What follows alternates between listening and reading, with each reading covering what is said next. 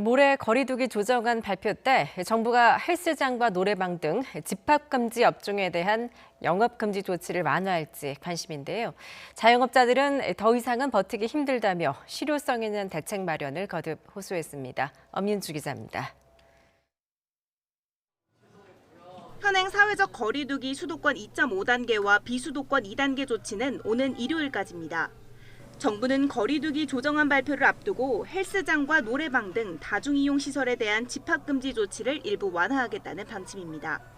전문가들에 대한 의견, 그다음 중앙부처 지자체의 어떤 현장에서 의견들 이런 부분이 전반적으로 논의되고 있는 사항들이기 때문에 이 부분들이 어떻게 된다라고 말씀드리기는 상당히 좀 어려운 그런 사항입니다.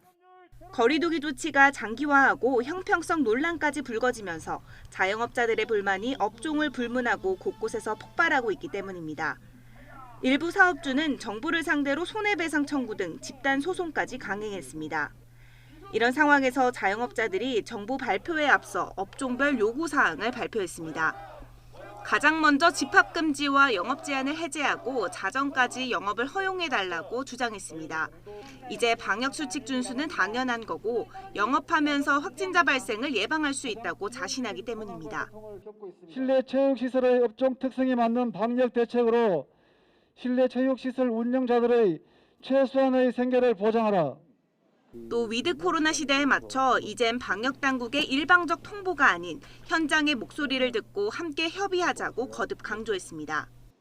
정부에서는 왜 저희에게 현실적인 문제를 논의하지 않고 본인의 의지대로 소통을 하지 않는 그런 정부가 되시려고 하십니까? 이런 요구에도 방역당국이 집단금지 명령을 유지한다면 영업을 불사하겠다며 대수진을 친 업주도 있습니다. 우리의 요구사항이 관철되지 않을 때에는 2021년 1월 18일부터 대한볼링경영자협회 소속 모든 볼링장은 정부의 사회적 거리두기 방역 지침에 불구하고 정상적으로 영업할 것을. 이와 함께 정부가 집합 제한 업종의 소상공인을 위해 실효성 있는 대책을 마련해달라며 울분을 토해냈습니다. 대출을 꽉 채웠습니다. 대출이 집합금지로 인해서 7천만 원이 넘어가면은 추가 대출이 전혀 안 됩니다.